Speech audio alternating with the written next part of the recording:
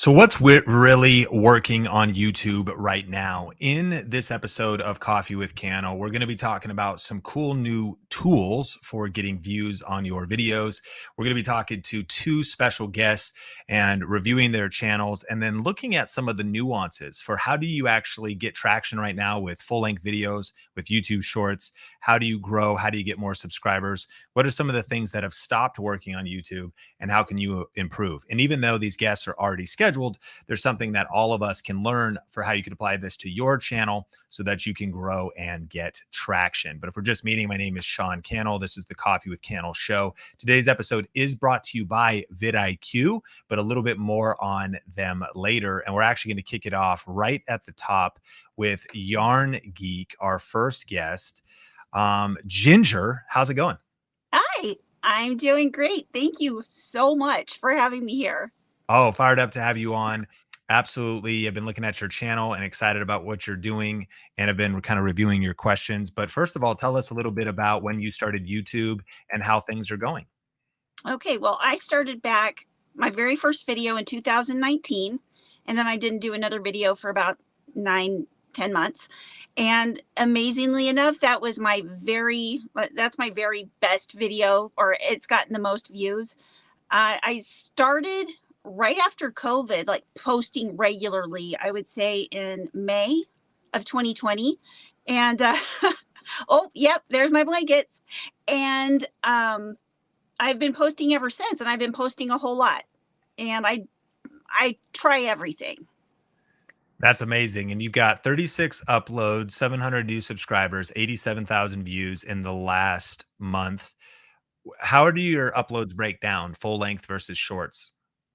I would say I do more full lengths than shorts. I think maybe 5 or 6 shorts in the last month. I do a lot of uh, live videos. I've been doing an interview series with crochet designers, and those have been, I would say, under half of my total video uploads in the lifetime of my channel are live podcasts or interviews, what have you.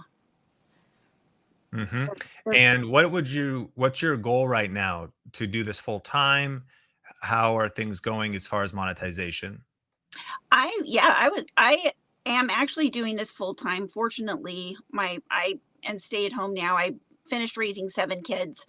So Wow. this is like very little work compared to what was before. But I would love to make good, a good income with it. I'm having problems with, I don't really do a good job at selling myself or selling products, which I'm working on. I'm trying. So where does the current income come in from? Ad revenue mostly. I do have some affiliate sales on yarn, like on Share a Sale, and uh, but couple $100 a month. That's helpful. And but yeah, mostly ad revenue. This is great. And if you were to articulate kind of your best way of saying the question, what would be your number one question? I have so much that I'm doing with yarn on my channel. I have a hard time focusing. And I really need some guidance on maybe what to focus on as far as, you know, I know what my best videos are, like my going yarn shopping and things like that. Those get the most views, those get the most revenue. And I've been trying this interview series that I had one last fall because crochet season is fall season. And then I started one this fall, and I don't get a whole lot of views on the actual interviews, but I think maybe they will in the future. And I've been doing them in hopes to break them down into smaller videos. And I have broken one down into smaller videos, but there's only so much time in the day. Amazing. Well, in just a second, I want to do a video review, and we'll look at maybe some of the things we can improve with one video. But first, a few initial thoughts. You bring up a really good point about interviews. In my opinion, interviews across almost every niche are never going to perform anywhere close to as well as long form, intentional, edited content that Mhm. efficiently serves the viewer. Because the nature of an interview, with the exception of celebrity guests, with the exception of being Joe Rogan and building up a bigger brand and an audience that like loves what the content is, the idea of listening to a um, interview with somebody that's kind of information based with Divine Derbies, you went an hour and 28 minutes. You just want to think about the context of that. If I'm not commuting, or maybe while I'm doing my crafting, I'm listening to it passively, it's kind of entertainment, like whatever it is. And I think that's okay. But I share Mhm. that because I want you to temper your expectations in our Mhm. community. We talk about video podcasting all the time. We talk about how it's blowing up, and some people go, no, I think that other stuff's going to go more viral. I'm like, no, it's not that it's going viral. I think it's the fact that it's a sustainable content format that may lead to a business result if you have something to offer. Mhm. But success is obvious in this case in terms of views. I don't think they will get more views. That is my Mhm. opinion. I actually think that they'll stay the same. um it's kind of a diehard super fan. They're looking for information. I think where I would turn my attention is where specific topics, to me, obviously Walmart has done very well. You're on the influence of Walmart meets other people that would go shop there. Mhm. So clearly you've doubled down on that. To me, one of our big next steps is doing research and starting here. Tell me what your research process is like and what kind of tools you're using. My research, well, I go a lot into my analytics, and I would say that's my number one is that I go into my analytics, I see what's doing well, and I also watch a lot of other yarn videos, um, yarn channels, and see what others, other yarn and crochet people like to watch. So that's it pretty much. Yeah, but I think analytics for sure is. Great. So, a couple thoughts. Let's hit this topic of research and then we'll review a video and research for the purpose of coming up with great video ideas. I think that one of my favorites that we talk about a lot, it's also the simplest and fastest and easiest, is just to take your topic and type it in, right? You have yarn, and then Mhm. you've got what are people interested in. I clicked yarn shopping, which also it's not just the predictions. Then, like you said, you watch others. I think there's a lot of things that would be interested. Come yarn shopping with me, or new budget friendly yarns. How could you maybe do something similar? Of course, what we're learning there. This 10 places to buy yarn online gets me so excited because crochet for beginners, 10 places to buy yarn online. And the fact that it's Hello, my online loves. Tony here. is articulated in the title itself, meaning the viewer has the intent of purchasing yarn online, which means that it would be logical and easy to go to these 10 places, and all 10 of these is an affiliate link. Mhm. I always like to think about this. We start with reverse engineer in our 7R system. What Mhm. is it we want to happen? Well, I'd love to see my audience served. I would love to see more income. And so, have you done a video of, like, for example, 10 places to buy yarn online yet? I have not, but now I will. That I that's a great video to make next. In fact, I've had people asking for online yarn videos. So I love it. And then sure. one of our goals is to also think what can happen in the research phases is you come up with lots of great ideas, but Mhm. then there's almost like you should have an internal scoring for them. And what I mean by that is, okay, now I have 50 video ideas from the YouTube search bar. I've got, I could do a haul, but the internal scoring, and just off the top of my head, like how I would score it. And what I mean is this video a 1 out of 10? That would mean not great or necessarily worth making. Is it a 10 out of 10? I should make this video next. Is the video something my audience has been asking for? you just said they've been asking for it. That's like a 10. Is the video possible for me to make? Do you have the answers to the question? Mhm. You do. Okay. So that's also because if it's like I have to research for 6 years to become an expert, well, I'm probably should make that. That's going to be a little too hard.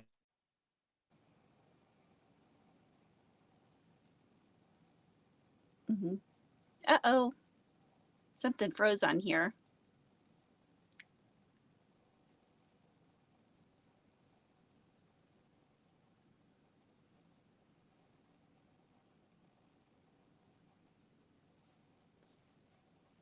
Is it frozen in?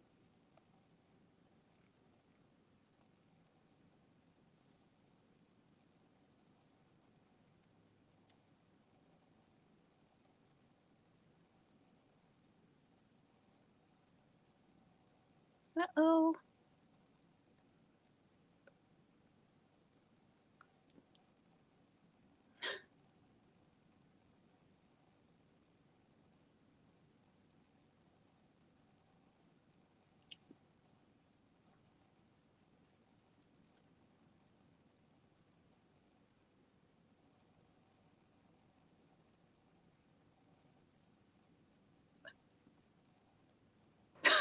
Am I the only Hi. one?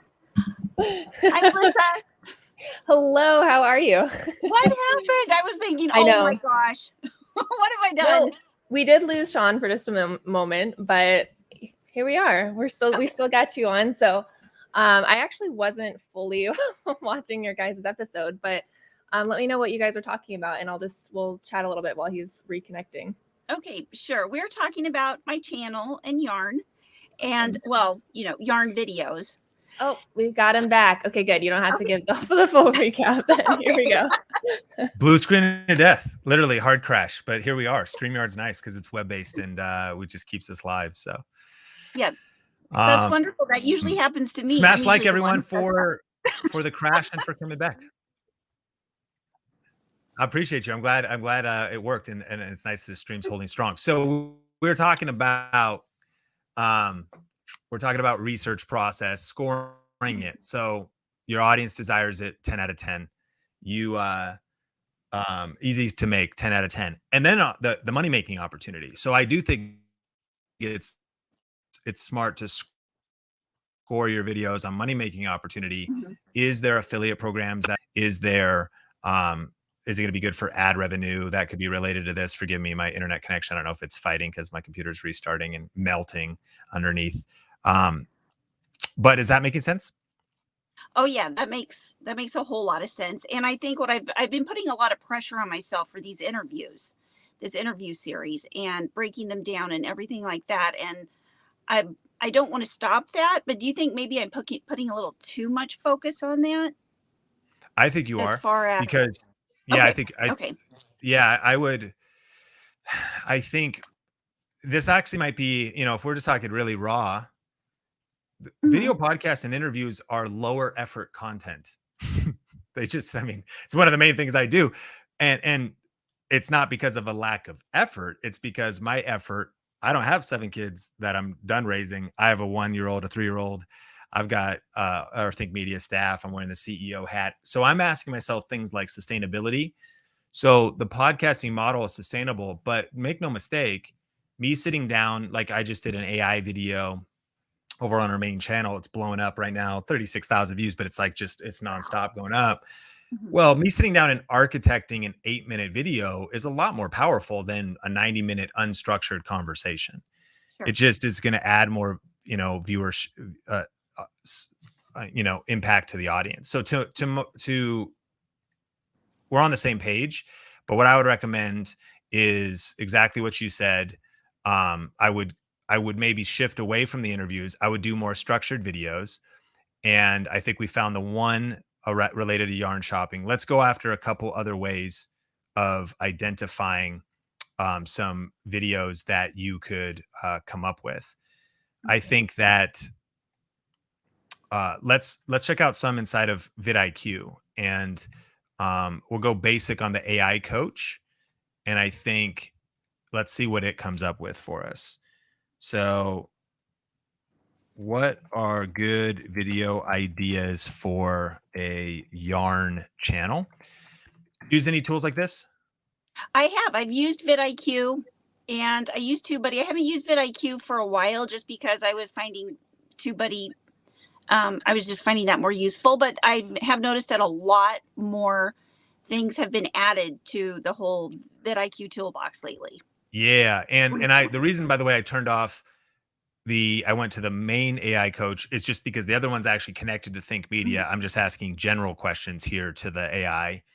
And the cool thing about vidIQ, not just because they're sponsoring this video, but the cool thing that about vidIQ, so you know how it works behind the scenes, is it's not just chat gpt. It leverages chat gpt, but they've layered programming and thinking on top of it to like be an AI assistant for YouTube channels. So it makes it very powerful in terms of, as a YouTube coach, here's some ideas. So you have yarn hauls and unboxing, yarn Mhm. storage and organization tips. But here's what I like to do is, which one of these stands out to you the most? Yarn haul and unboxing, yarn storage and organization tips, reviews and Oh, comparisons, crafting tutorials, product showcases. Which one do you like best?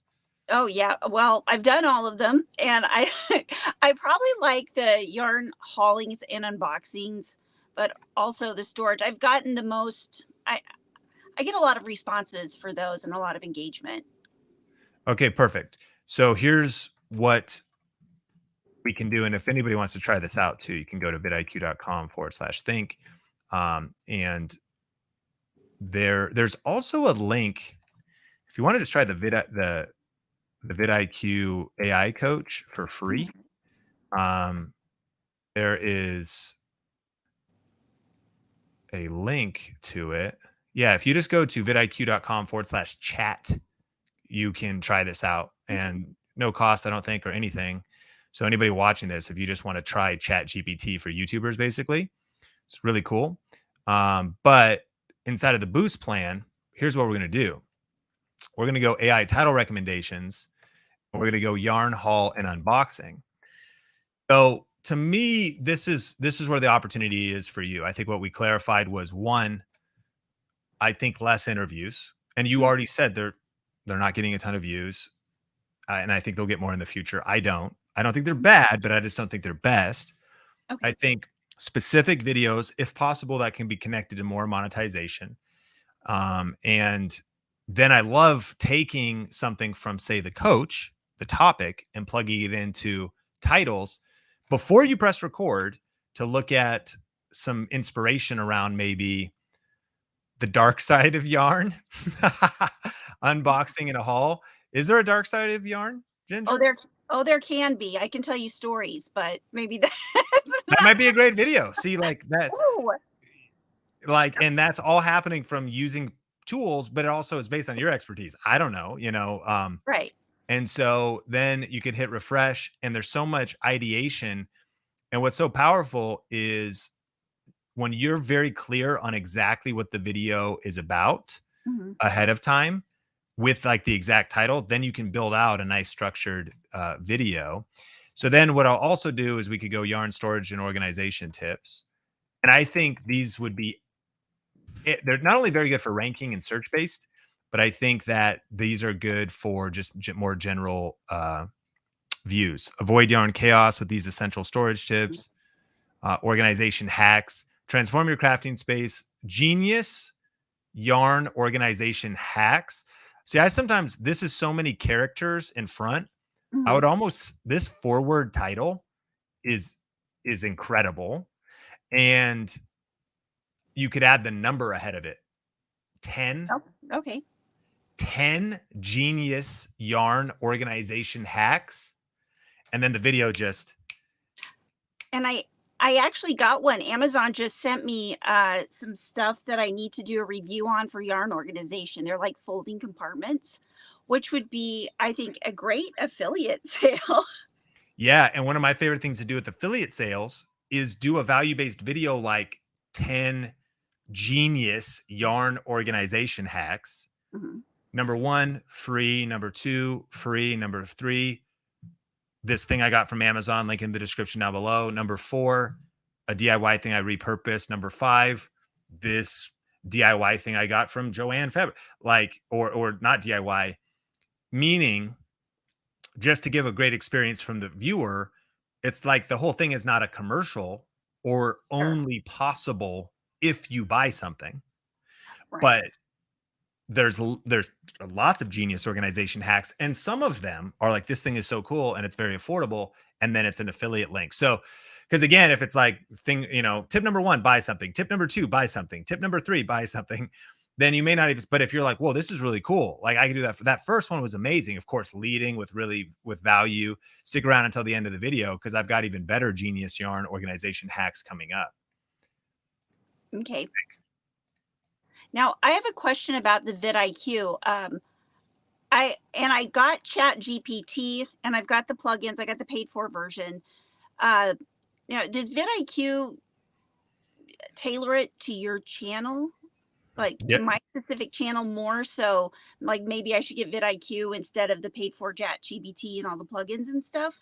Yeah, if I was picking one or the other, I'd rather have vidIQ Okay. because it's leveraging ChatGPT 4 tailored to your channel. So Okay. to be clear, if anyone who wants to check this out, vidiq.com/think. But I'll show you with the AI coach, and I'll show you with the diamond there, the advanced. So this is based on my channel. What video ideas do you have for me? So obviously this can only answer Think Media where this is connected, but it's analyzing the data on the channel. And this, people wonder, well, I could do all my research and come up with this. Well, sure, but how valuable is your brain power and your decision making and looking at big data and all of that? So basically, look at what vidIQ is teeing up for me here. The Ultimate YouTube Growth Guide 2024, a comprehensive guide, latest Wow. tips, strategies, and tools. It tells you even what the thumbnail could be, around 15 minutes. There's something powerful about 50. It's really good advice because watch time, I'll make a statement. Longer videos are better. Sean, what do you mean by long? We're actually releasing a conversation with Do It on a Dime, Catherine from Do It on a Dime. And by long, we mean over 8 minutes. Okay. And in that 10, 12, 15, 18-minute range. And the video is dense. She does a lot of videos like $36 store finds. I think it'd be fascinating if you had a 15-minute video that was really dense with lots of hacks or tips or cool tricks. And people got to watch the whole thing. Very lucrative. Ad revenue is multiple ad spots. The video could do very well because watch time, you can only get so much watch time on a 4 or 5 minute video. So there's something about it being longer. Now there's also there's an argument for ultra long, but that's what I mean by long. So all that to say anyways, is this is vidIQ plugged into Think Media. 10 tech gadgets of 2024. You can bet that's coming up, especially as we enter the holidays. I think we have Kyle on the back end here.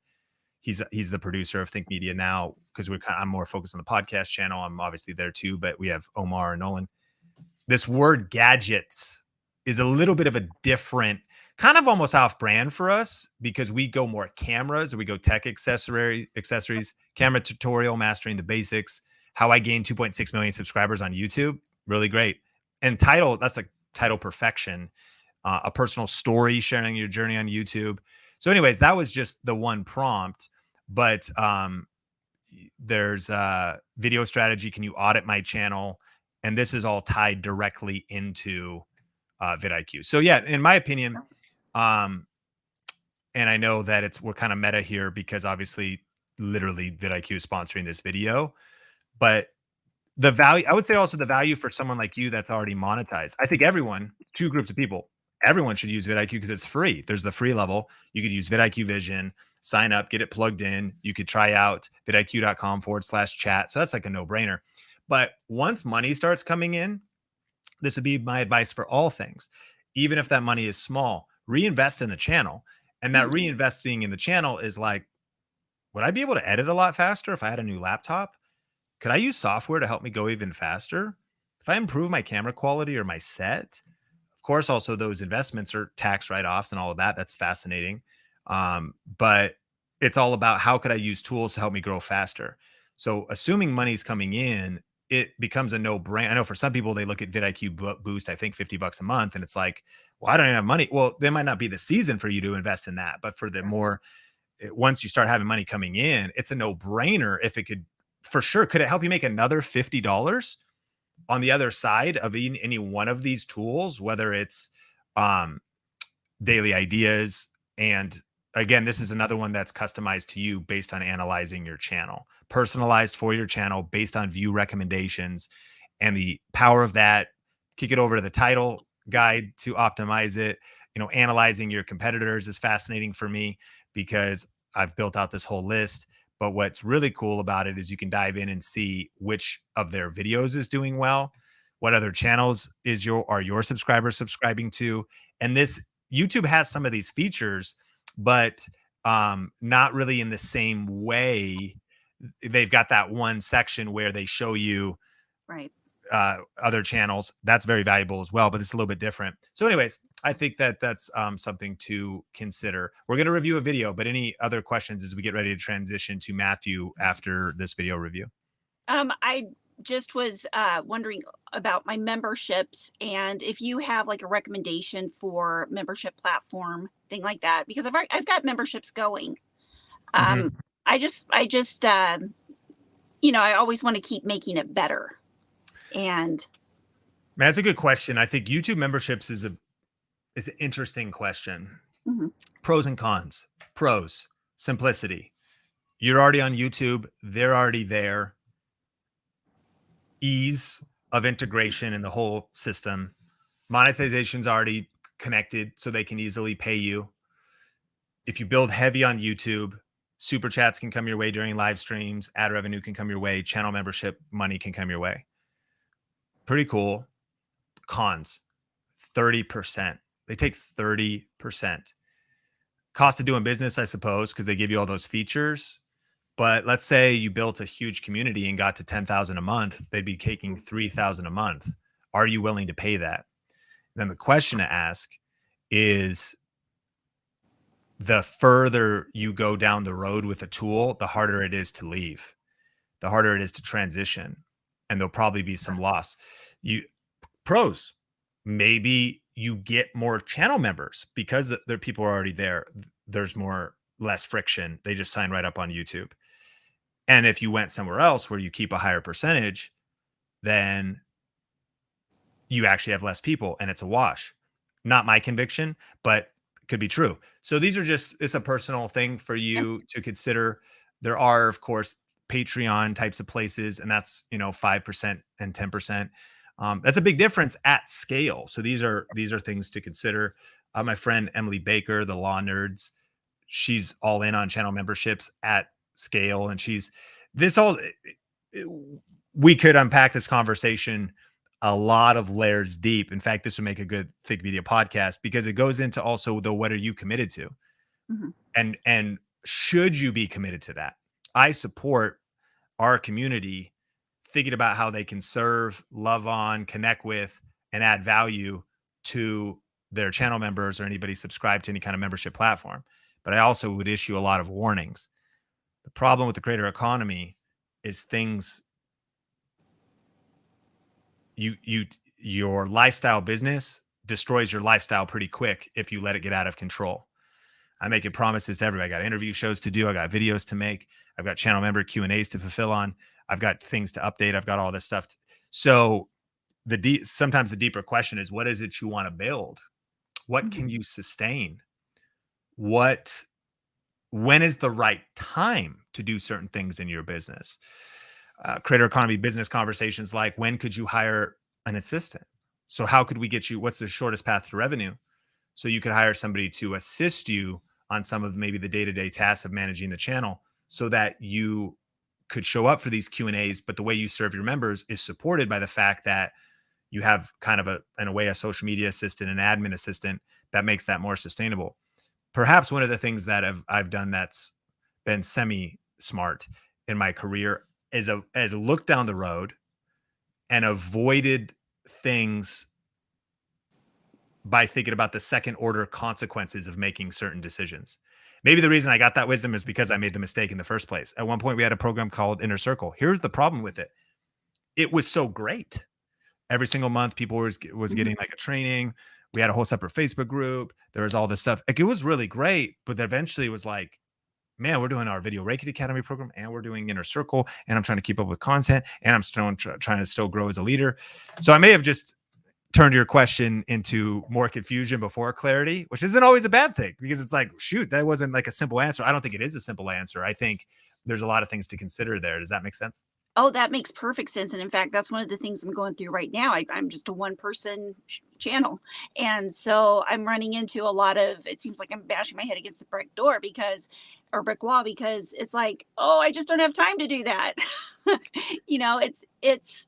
And you want to make everything as good as you want it to be. It takes time. And then that time takes away from other time. So yeah, no, you saying that is really, really helpful. So I want to transition into Matthew. Actually, we'll do, maybe a video review on a future, at a future time. I hope there's been a lot of value here, but I do have final one summary prescription for you. Okay.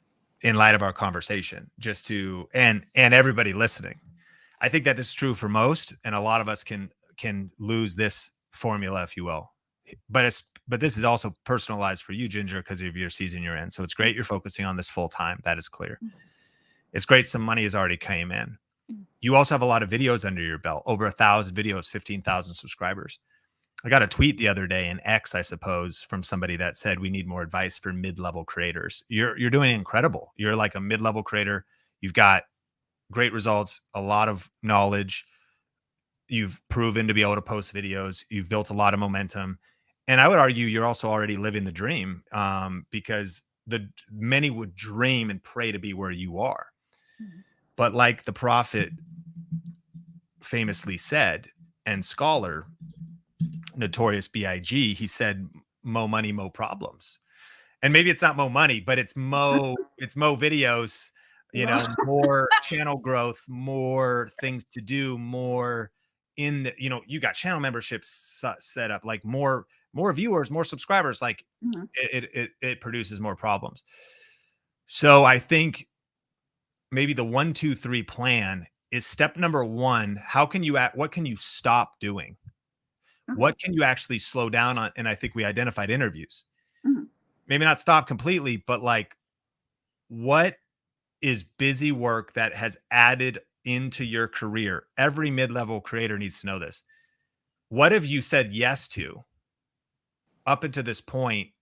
Like, even your amount of uploads as a one person, 36 uploads as one person. I mean, I know you're doing it full time. It's crazy. Like, that's like how many Think Media does. It's cool. But my question is, if you did less at a higher quality now with all of your knowledge and a little bit of higher level of strategy, what could you stop down or slow down? Because you need more time, more strength, willpower, mental power, and more strategy. Step number 1. Step number 2, identify what is your shortest path to increasing revenue as quickly as possible. I think what's interesting in your case is you're like 3 feet from gold. You're a few strategic videos away, definitely some hard work from a 5K plus a month business. Is that more than you're making right now? Oh yeah, that's quite a bit more. Yeah, no, your 5K a month is a few moves away, right? But it's like, before just adding more, because the worst thing you could do is add more too. Okay, to do 5K a month, I should also make a core. Well, you already got channel memberships and videos and interviews you're doing and stuff. So step 1, how can I do less? And what can I say no to? Step 2, what is the shortest path to revenue? My answer to that question is some of the really amazing videos we just talked about. 10 places to buy yarn online, but the video really architected. And the organization hacks one, maybe 17 genius yarn or organization hacks, really good video with affiliates. And then key, let's blow that video up and get a lot of ad revenue over 8 minutes at, a couple multiple spots. Let YouTube optimize for that is usually what I do. And then a couple of those points are affiliate links. All 10 of the online shopping places are logically all affiliate links because they're all online and they all have affiliate programs. And that is exactly what the person wants. It's not weird. It's like they're looking for places to shop for yarn online. And so then in videos like that, affiliates goes up, ad revenue goes up, channel goes up, and you're able to devote your energy to more growth, more brand, and more income. And then number 3 is, in the process of doing this, I think it's about relentless focus and the killing of distractions. Not just saying, what am I going to stop? But also, you need a plan to interrupt your interruptions. That's You need to perfect. look ahead and say, what causes me to usually get off track? What's stealing my energy right now? Or because if you implement this 3-step prescription, but you only do these next 2 videos, and then you're like, oh, but I just heard about this thing. And this is what happens to all of us on the internet. Shiny Mhm. object syndrome is everywhere. So we see Oh, this thing over yeah. here and Yeah. this thing over here. So it's like, make a simple plan, shortest path to revenue, and then work the simple plan.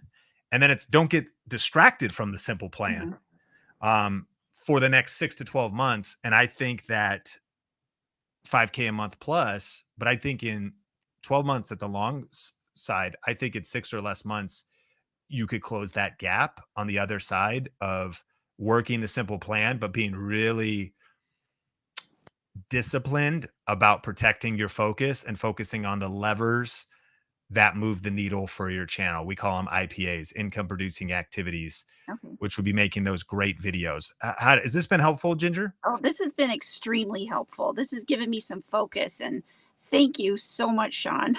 This is great. I appreciate you so much. Thanks for coming on Coffee with Cannell.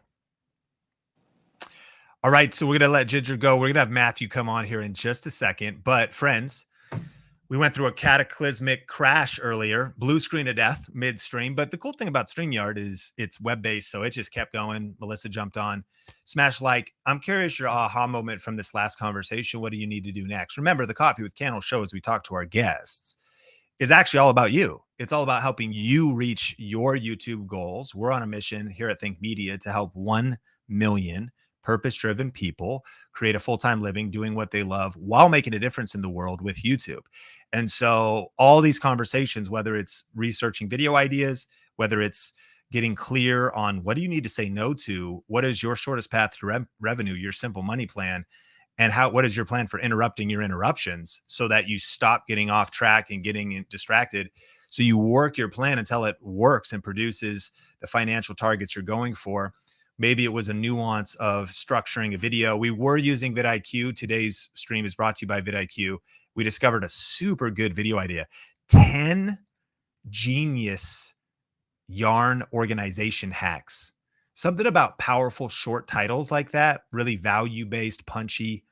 You're one video away, Coffee with Cannell, from having significant impact in terms of 10xing the biggest views video you've ever had, earning a ton of money on ad revenue, crossing 4,000 watch hours and getting monetized. And so coming up with your next best video idea is a big goal. And then let me hit one question here, and then we're going to do some questions after our next guest, Matthew. So Bruno asked a brilliant question. We made a statement earlier, and if you got a question, put 4 question marks before and after, that interviews are inferior to intentional, strategic, edited videos unless you have access to famous celebrity guests, your Joe Rogan, your other people. Sean, are you saying no do interview shows or video podcasts? That's not what I said. Nobody heard me say that. And this may be the context you added. Okay. But you sitting down and architecting a really great 8, 9, 10, 11, 12-minute video compared to a 90-minute talking head conversation, 2 totally different things. If I argued the opposite side too, it'd be like, but a 45-minute, 90-minute conversation is a really good experience in audio when you're walking your dogs, taking your kids out. I always got some earbuds in and I'm listening to some type of a content I don't need to watch and study as much. It's more conversational. So every kind of content format has a time and place. But if we're looking for growth, especially what we saw on Ginger's channel with interviews kind of being capped at 1,000 views, it was 90-minute interview and the energy of scheduling that versus sitting down and doing 10, 17 genius yarn organizational hacks edited super well with affiliate links, I'm going to pick the hacks 100 times out of 100, because, and I love both. So hear me. But mind you, Bruno brought up an incredible question. That's why I love that this is a convo. But what about interviews with subject matter experts loaded with B-roll? It's a really good point. And there is a separate content format where I might even call that not an interview. I would call it a collab. And for example, our Think Media videos are interviews, are what you're saying, Bruno. And it's different than like a long form StreamYard video podcast. So here's the example. So Omar interviewed Roberto Blake. Let's watch the video. When you promote anything, when you wear any logo, when you use any product publicly, when you give advice to your friends and family and you say anything kind about a brand, you're working for free. You got to just press record. Man, I'm so excited to get into this conversation.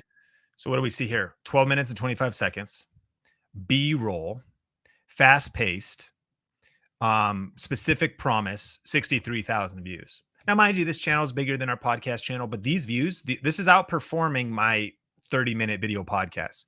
Two different things for two different contexts. So what about interviews with subject matter experts? I would encourage Ginger with this and anybody watching as well. I think it's a whole different approach if, let's say, you use something like this, StreamYard, perfect record, local record, which means it's going to be nice 1080p, not a little bit lower res like this live stream.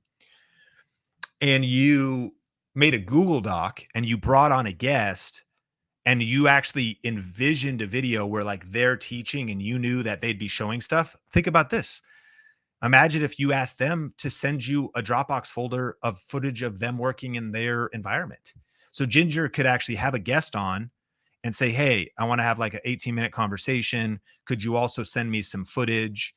Could you also, well, we've just completely altered the content format, but by all means, I mean, my answer, Bruno, is yes. Like that would be in a way the same thing that I'm arguing is for more editing, more crafting. And another way to put it would be if you took a 90-minute conversation and made it 22 minutes of the most powerful moments and enhanced it in any way, that's going to outperform just the 90-minute conversation typically, again, depending on who the person is. So absolutely. And I think if you bring a subject matter expert in, and if you can enhance it with video editing, B-roll, them demonstrating things, we are living in a world where you can collab virtually. You can film at a high quality with guests and build out videos. So if Ginger also was like, let's talk about your best organization hacks, she could interview from somebody and then see, I don't know if the person would do it.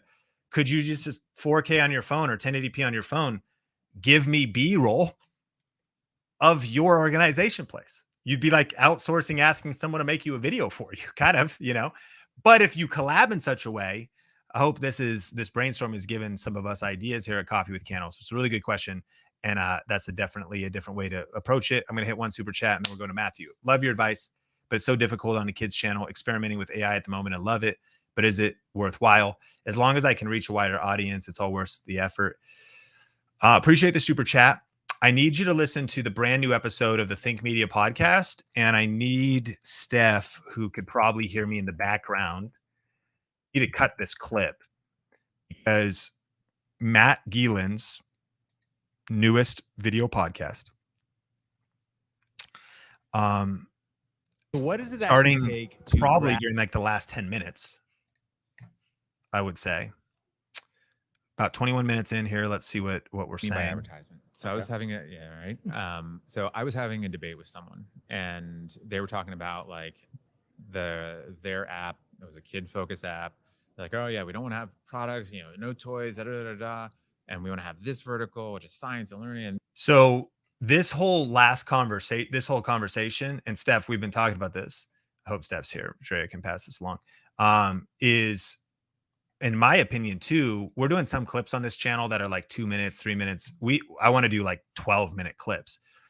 it also, one of the weaknesses of this video podcast, you're learning some strategy, is that why videos, fail in the first minute and how to win instead. Really, this hook, like what is promised in the title of this video podcast, is answered in the first 15 minutes. Great. It's fine. I mean, it's doing very well. It's like 2 out of 10. It's fine. But the whole 18 minutes or 22 minutes, we talk about kids content in depth. By the way, I don't own any kids channels, for example. So I know some, but Matt has a couple of kids channels. He's an agency, so he works with different creators. So if you're a kids creator, kids content creator, targeted content for people under 13 or whatever it is, go check that out. And that's in the most recent, and you would never know. So then now you're seeing a little inside Think Media podcast strategy is I'm saying, Steph, What is it? this is also information that I don't think anyone else on the internet has. So this clip from like 16 to basically the end will end up being about a 14-minute video. We'll upload that separately so that we also get the search base and the positioning base of that, but also so that that can be found. And mark my words, may I make a prediction on the other side of executing this? I actually believe this clip about kids content, you're like in the midst of where the sausage gets made right now. I've never done this before, but it was just like shouting out directions. Can we add this into Monday, Drea, and put this? So this, I bet the kids clip does better than the original podcast, just because it's a topic thing and that's a underserved topic. So I hope that helps. That you can skip right to it. Anybody watching this can obviously go watch that now. And then probably in the next 10 days, that'll also be a clip on this channel. So you could skip right to it with its own unique thumbnail. All right. Smash the like button. Sip your coffee. I had a meeting run late, so I haven't made my second cup of the day. Probably good, out here drinking water. What are you drinking? Shout me out where you're watching from. Lots of good questions have come in, so we're going to get to those in just a second. But first, we got to go to Matthew Miller. So let's bring Matthew on the show. Welcome to Coffee with Cannell, Matthew. How's it going? Good. How are you? I'm doing great. Thanks so much for being here. You sound fine for this interview, but I want to say that I don't think your mic's connected. Is this? I think it's the webcam mic. In my settings, it says that that's the right one. No worries, we can do it. But if you end up, maybe that's also it. Definitely though, it doesn't sound like it has that clarity of being close to the mic. Sounds like the mic is, Well, I'm not really sure. My settings inside this app say that it's the right mic, but it's not. The green bar is not going up and down as much as it should, I don't guess. Yeah. That makes sense. Like the green bar is probably the webcam on top of the TV or the internal PC mic or something. We can roll with it either way. Okay. I was going to say I could come back to you in like 2 minutes. I'll answer one more question. Yeah, you can do that, and I'll try to see what's going on. All right, cool. So we'll roll with Matthew. He's building PCs. This can be a cool convo here in just a second, but let's hit our next question. Culinary Crafters. I've been watching all your series on channel growth and videos about creating hooks. How do you go about creating a hook for a cooking and baking video? By the way, I used your vidIQ link. Appreciate that. And so if you want to create a hook for a culinary arts or a cooking video, one of the first tips is show and tell. Always imagine what is the desire of the person clicking on this video. Is it they want to lose weight? Is it they want to draw better and achieve a finished result of an incredible drawing or painting? Is it they want to learn a new makeup technique and learn how to contour? When you think about a lot of videos like cooking or makeup or art, you're oftentimes wanting to show the final result and tease the process and the final result. So they're being teased as to where you're going to take them. In a makeup environment, sometimes the powerful thing is even showing right at the beginning, no makeup versus final result. And you're like, whoa, I need to stick around to see the steps to achieve that. So if you're doing a baking video, I think a hook could be, of course, show and tell, teasing all those things. The second tip is articulate and give reasons to watch until the end. So I think it's one thing, if I'm doing a baking video and I was really architecting it, I would have music playing, I would have visuals, what are people seeing? And I would also have a architected, scripted voiceover, most likely, saying a little bit of relatable. Fall season always gets me excited for pumpkin pie. And in this video, I'm going to be sharing my grandma's favorite recipe using minimal ingredients or budget ingredients. So I'm just thinking about power-ups. I'm going to be taking you through the steps, and then here's the blank. Here's your fill in the blank. And make sure to watch until the end of the video, or make sure and watch until the whipped cream part. And a little bit later on in the video, you're going to want to see where I break down how I make the most velvety, fluffy, tasty whipped cream. Not that terrible store-bought stuff, but using this secret that my grandma literally whispered in my ear when she was passing away on her deathbed. That got weird, but like, talk about story. You know, the final thing that my grandfather did was he unrolled a scroll and he said, "Son, this is where the gold is buried."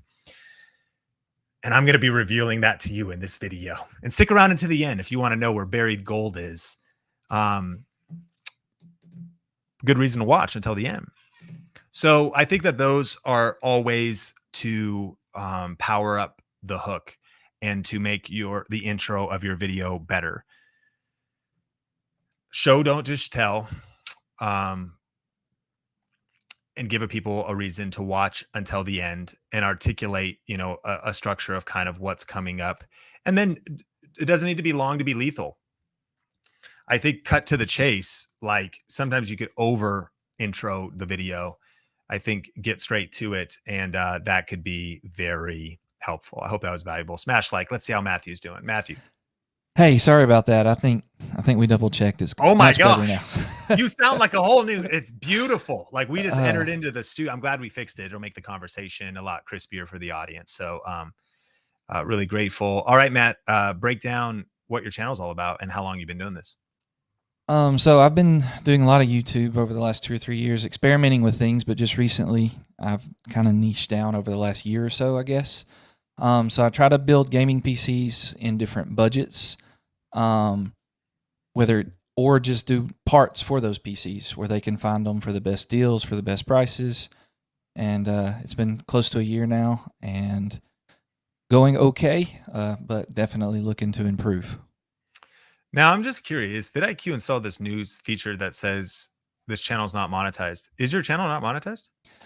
No, actually, it's my watch hours that are lagging behind. You got to be close.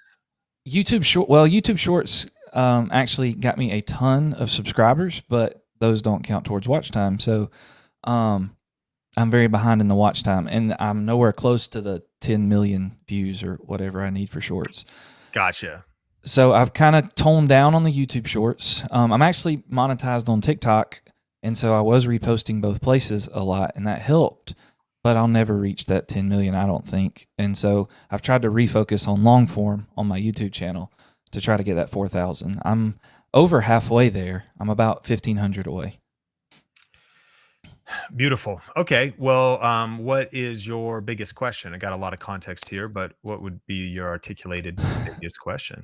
So I have this theme going on with the orangish, but the thumbnails kind of seem simple. And the last couple have not done well, so I'm afraid like I've maybe reused it too much. So I'm looking to tweak it, but I don't want something that looks totally different. Like I have the one there with the PC that's slightly different than all the other ones. I don't know if that matters. And so I guess in an effort to increase watch time, that's what I don't know. I know watch time. Okay. Getting them to click on it, my click-through rates have been lower the last few videos. Let me ask you this too. Are you getting affiliate income, at least some, from Newegg or somewhere? Very, very little. That's just started to get traction over the last month or so, but it's not very much at all. So I'm working on incorporating that. Gotcha. Okay, so a couple thoughts. Number one, I don't think it's bad for you to break the orange. I love the orange. I love your thumbnails. I think they're crispy. I think they're clear. I think the argument you would probably make and others for the orange is like, that's my brand and I want to be recognizable and get that click through rate because of it. I don't think it will achieve that. I think it's unique and it's unique to you, but there's plenty of other people that have the same look. I do like it. I think your whole branding is all fine. It's not bad. I don't think my point is it's not the secret. I don't think it's going to be the thing that helps you win. So Right. I think and I like when you break with it in this one, I think that um that's not going to hurt anything. Sometimes it might refresh viewers. Let's solve for click-through rate. I think the mistake people are making with click-through rate is they're thinking, could I title it better and could I make a better thumbnail? Could I also improve the video and improve the watch time? Because that's also going to reinforce, let's also just all rally together and remember what it is that affects the video's performance. So YouTube is telling us three things in these little windows, right? They're saying number one, views, but views is actually more of a result than it is actually what's affecting the performance. It's saying click-through rate, which is 4.6 here on today's video.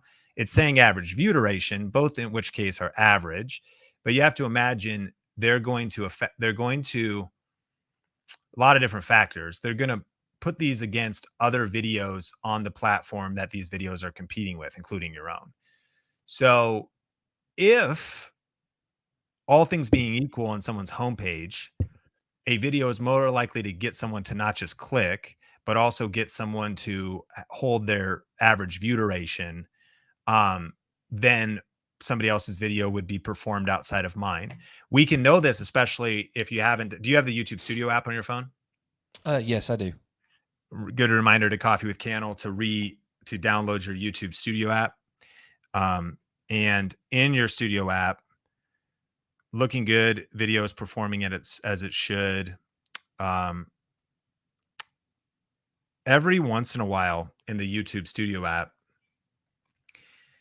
when a video is doing really well, it'll give you like sentences of why. And sometimes what those sentences will say, YouTube telling you, is it'll say your video has X% click-through rate. Other videos in your niche are actually more like a 7.5. Yours is 4.7, but then that is going to speak to the cap of that particular area. Your watch time it's comparing it to your own channel. It's also comparing it to others. That was a long detour away from the point that I want to get to for your channel, which is this. I think that the reason this video only has 425 views has nothing to do with the thumbnail. I think the thumbnail is great. The title is all right, but it's the topic itself. Like, this PC looks nice, but is it worth it? Well, what PC? So unless this becomes an absolute banger because you're trusted and people want to know what PC it is and it can take liftoff to get that $1,000. But I think it's much more a reflection of, and everything you did is good. I just think it quote unquote failed. I just think it was a worthwhile test and it didn't work. Like, it didn't create that much curiosity or click through or people sticking with it. And then vice versa, I think that is the RTX 5700 XT still good for gaming, for a gaming PC in 2023 and still getting 7 views per hour? Is that a good thumbnail? Well, yeah, it's not bad, but it's good. Like, it's clear. It says worth it. I see what I'm looking at. But why are people after that? Well, they're after it because it's answering a specific question. It's reviewing a specific product. You're bringing it into a current time frame. And so success leaves clues based on topic. Let me just to oversimplify so we're all on the same page. I sometimes, even when we release a new video and I'm discouraged by its performance and I think, could I change the title or thumbnail to improve its performance? We just did a Coffee with Cannell recently about that. Yes, you can do that. Sometimes there's tweaks, but sometimes no matter how much title or thumbnail you change, it can't actually, number one, can it actually change the average view duration? Probably not, unless you set better expectations with the title and there was a dissonance. People, it goes higher because you're clickbaiting less. There's a reason for people, because what they're actually clicking on pushes the average view duration up because expectations are set properly. But the punchline is the topic itself. Every topic has a particular lid on it, a broad appeal to it. How interested are people on this? And no amount of title tweaking or thumbnail tweaking could improve the performance of the video, which leads me to the prescription of where I think one of your biggest opportunities is. And that's going to be identifying and coming up with something you've been proven to do. And that is long form videos that get 6, 7, 11,000, and 28,000 views. You're probably like, of course, Sean, obviously. But like, I mean, if you've already done it. So if you can start making 2,000, 2,500, 4,000, and in my opinion, it's gonna be, you can write titles and thumbnails. They're great. It's going to be topics. It's going to be the next topics. And then of course the fulfillment of the perfect video recipe in the video itself. But I already know you have the capability of doing that because people are, pleased with some of these. One other quick thing, and we can unpack and discuss this. I do think there's something about you pushing it over 8, just as an experiment, that I would love to connect with you in a couple months on, like, not fluffing your videos up for no reason, but making promises in titles, the topic, that necessitate a 9-minute video, an 8-minute, 30-second video of value. By the way, again, assuming average percentage viewed, it's going to get you to your watch hours sooner. And once you get monetized, it will pay more, because over 8, you can have multiple ad spots, right? So there's a few reasons for doing it. I'm not talking about fluff or wasting people's time. I'm talking about what are the next 5 to 10 best videos for you to make. And which one of those, if we extend our test, if you're just joining Coffee with Cannell, this would be a good episode to watch the replay of. Warning, there was a critical PC crash, but I rose like a phoenix and I'm back. And we talked with Ginger about, 5 to 10 good videos of coming up with our next best topics. And so I think identifying for you, what are 5 to 10 of the next best videos for you to make, going a little bit longer, and scoring videos. How easy would it be for you to make?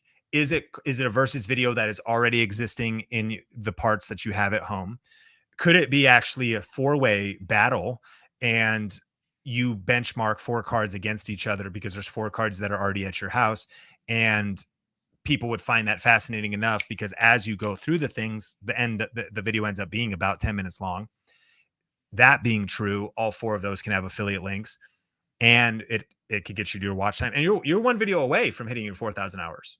People say that in our VRA groups. A couple people in the last week said that. They're like, Sean always says you're 1 video away. 1 video got me enough hours. Like, how YouTube works. Makes total sense. Yeah. You get enough views on something, and it's got an average percentage viewed or average view duration of 6 minutes. It's boom, you get 100,000 views or whatever. It's like, that's the math. All that to say is, how easy would it be for me to make, back to our scoring, what are the next 5 to 10 videos I should make? And do they all score well? For personally, easy to make, audience desire, amount we could monetize from affiliates now, and then getting you monetized, desire of the audience, and then simplicity of the concept, thumbnail, all of the above. I think you're a few videos away from making some big moves. What is that was a really long rant. Forgive me, Matthew. What do you think about any of that, or follow-up questions? Yeah, so the 8 minutes, I've seen a lot of that from your guys' videos. And so I've been trying to figure out different ways to do that, with maybe expanding. I don't know if expanding is the right word, but changing or finding some topics along the lines of what I already do. But those single graphics card videos, to keep people watching, it's been hard to try to stretch that without fluffing into the 8-minute mark. So that's kind of where I've been stuck, because I think that will help watch time, longer videos. And if I ever do get monetized, I know the 8-minute helps with the multiple ad spots. So that's been brainstorming in my mind and what I've been kind of thinking about. But I guess I'm also afraid to do that on the channel, because I know I have something that works somewhat and gets me that 5 to, I had the one with 28,000 views. Going away from that, I guess, scares me a little bit with my channel the way it is currently. I would say that is I'm grateful you shared that, but I would say that's a completely unnecessary fear. My hunch is, especially if you're saying shorts push these up, you can even pull this data up for me. I'm curious. My hunch is your shorts viewers are not converting to long form. It's two different audiences. That's been our main experience. So if they're not doing that, you're making a lot of assumptions about your audience. Like, man, they're going to be really upset if I do an 8-minute because they think about I have a 3-minute. Number one, your shorts viewers don't even see anything. Two, your long form viewers, I doubt they're that far down the road. Like, man, Yeah. Matthew always did 3 minutes. He just did an 8-minute video. This guy freaking sold out, man. What the heck? They're talking to their friends about it. They text their girlfriend. Dude, I was watching this guy. I loved his content up until this point. It's all around 3 to 4 minutes. Dude, he released a 10-minute video. Can you believe his audacity? Like, people are talking behind your back. They start like Discord forums about you. There's like the level of offense. Like, it gets picked up by Newsweek, Time Magazine. How Matthew did an 8-minute video. Canceled. You're being canceled on all the platforms. The entire. Do you think that's what's going to happen? No, but I needed someone like you to tell me that, I guess, to make myself feel better. I don't think that's what's going to happen. If you go to analytics, if you go to content, and you go to all, there's viewers across formats. You know, one of the interesting things is that this is just our numbers. You can tell me yours. Shorts only, 46%. Basically, 5 out of 10 people on our Think Media viewership in 28 days only watch shorts. And then only 1 out of 10 people watch both. And then the other 5 out of 10, that's 11 people, but that's the same. I'm 46, 8%, 46. So half only watch videos and not shorts. Half only watch shorts and not video. And the overlap is only 10%. So that's just some really important data to know. And I'm glad you're focusing on long form. I think you should focus on long form. I think that long form traditional YouTube videos are your best path to monetization. I think that I'm not trying to talk anybody watching this out of doing shorts. I think it could be a part of your overall equation. But if I'm you, I'm asking what's the shortest path to revenue, the shortest path to going full time. And to me, that's on making some strategic videos that are long form. I think that success leaves clues. And I think that some of these videos, why is this 13 minutes? This was the top of mind video that popped in my mind.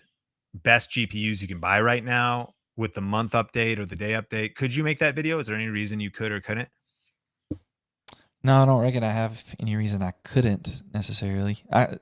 Some of the newer stuff that they do, obviously, I'm not at the point where I can do that kind of stuff. But I could do it with the budget side of things, which I deal with most of the time. Have you made a best of budget video yet? I have not. So to me, that's where it's like, if all things being equal, that rises such to the top. Back to our scoring system. Okay, here's 10 good ideas. 9 of those, I don't have the cards for it. As a side quest, I might ask, how could I get my hands on them, even if I borrow them? Even, like, could you get a contact? Could it be a computer store? There's this channel that I find very entertaining called Camera Conspiracies. And some of not only is it like camera reviews, but it's almost like he's a comedian as well. And he's in Canada, and he partnered up with a local camera shop. And his channel's grown to a decent size and whatnot, but he gets his hands on a lot of lender units. So that's the side quest question. Whereas we in the Coffee with Cannell Think Media community here always want to be asking, it's not like I can't do it. It's how could I do it? It's like, I don't have the money. I don't have the time. Where could I find the money? Where could I find the time? I don't have the connections. I don't have the relationships. Where could I find the relationships? Where could I find the connections? But that's still going to be the answers to those questions, means it's going to be harder to make those videos with things you don't have than the ones you do. So you just narrowed it down. What I could do is maybe these older cards, or these cards under $500, or these cards under $1,000. And then when you hone in like a laser on that video idea, that you're capable of making. You have experience with the cards. You already have the cards. You can do the affiliate links. You can make the great title. You already know you're good at all the skill sets. Boom. Now it's a win, win, win, win, win, because you might get 41,000 views on a 13-minute video that kicks you over to monetization, that brings new people to your world. And then it's money you don't have right now. With that mindset of aggressive reinvesting, it's my preferred method. Of course, you take a pace you're comfortable with, is like, you just want to, once you start a fire, you want to keep adding fuel to the fire wisely, diversifying your income.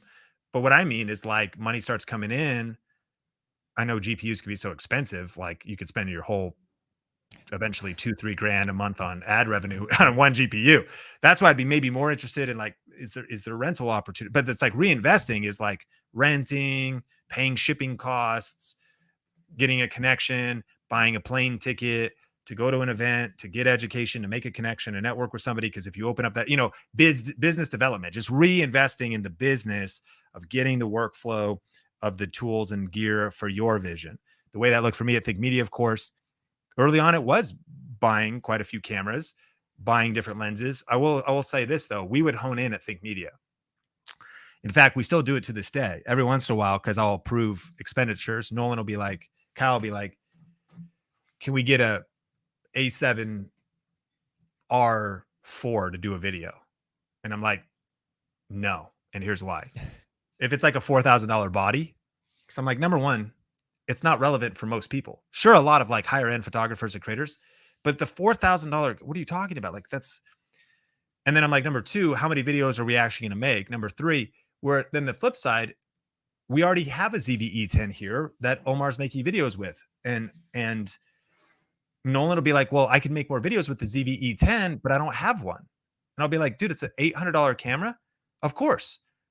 It's still, that's money, it costs us money, but it's like, ship him the ZV-E10. It's a camera that everybody loves.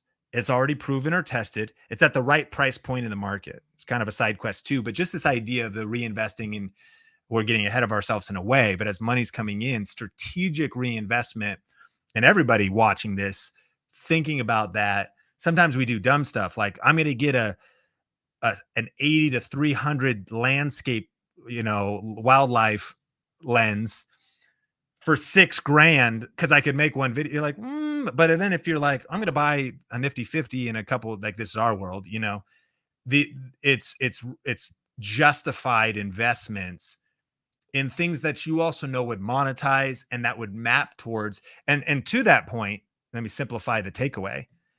Playing in the word budget, playing around the world of cheapest, playing around the word of affordable, that's always going to be a larger market, of course, than the premium. That's kind of what I'm suggesting. And so it's a win-win-win because it's more affordable for you to buy the very best, newest budget card, because you can turn that into 5 to 10 videos.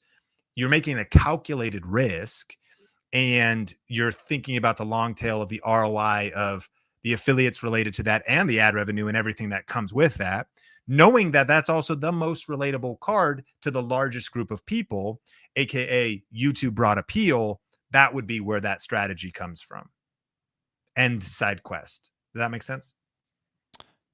Yeah, absolutely. And so that's kind of what I keep in mind. I told you earlier, I make a little bit off TikTok, and I try to reinvest all of that and take those same things.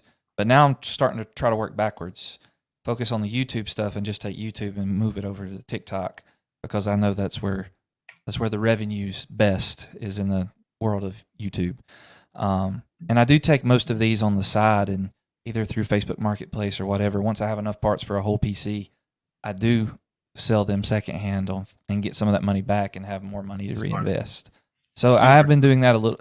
I've been doing that a little bit, and so it's been a slow process to acquire a lot of stuff.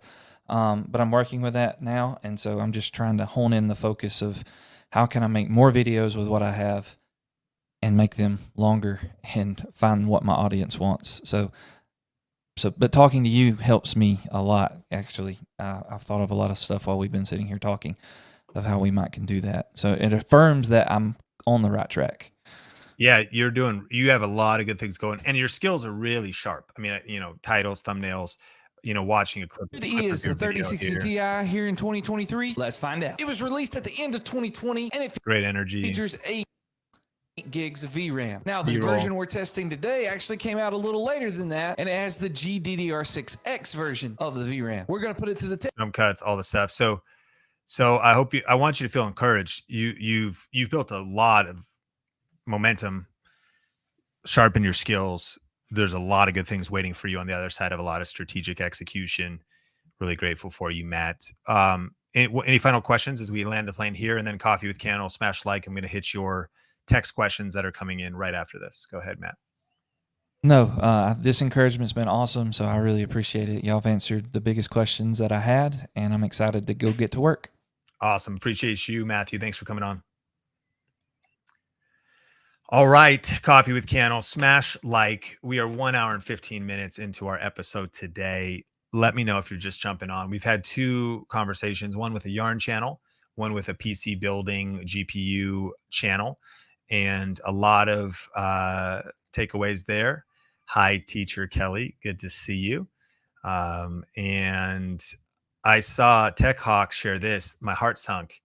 The ZVE10, in a good way, on Prime Day was $480 with the kit lens. That is insanity. I saw Amazon do another Prime Day, and frankly, I was exhausted. I was like, how many Prime Days? What? It was like Prime Day 2 days ago or whatever, right? Or yesterday or something. But talk about the ultimate steal, which does none of us any good at this moment because they're already sold out. But that's an insane price. ZVE10, I want to say, is our best-selling camera. And when I say our best-selling, as an affiliate, it is the #1 most purchased camera for people clicking our links. That would be from our videos, but I would argue it's not even just from our videos. We have the opportunity here at Think Media to observe almost like what you would call big data, like just certain trends with our own internal data. In fact, I will tell you this just because I'm fascinated and it's fun doing things, niche stuff that Coffee Cannell gets to see that nobody else does when you're watching it 1 hour and 17 minutes in. So here's our affiliate links for September 1st through the 30th. Here's our top 10 most sold products. #1 is the Sony ZVE10. We did 36 units and our commission was $1,127 on there. The Sigma 16, those 2 things together is kind of like the bomb combo too, right? That's 49 of those. The Cinema Line here, by the way, speaking of high end, the Cinema Line FX30 Super 35. This would be Kyle being like, see, but notice, talk about like high ticket too. So this is a $2,100 camera, not super high ticket, but 5 units got us $439. Then our Neewer super heavy duty light stand, pretty sick. DJI mics, the Q2U, such a great mic, 134 units. There's some lessons here too. If something's cheaper, you got to do more units. If something's more expensive, you got to do less. Math, the more you know. But it's in it, it's something to think about strategically. And we got DJI mic, the Mount Dog softbox lights, aperture lantern. And then Sony ZV-E10 is still on the top 10 list. Just the body with no lens also made it on there. So, no, forgive me. The Sony ZV-E1, that is a different camera. So the E10 is #1. Sony ZV-E1 also made it on there. Newer camera, also much more expensive. Full frame camera, the ZV-E1.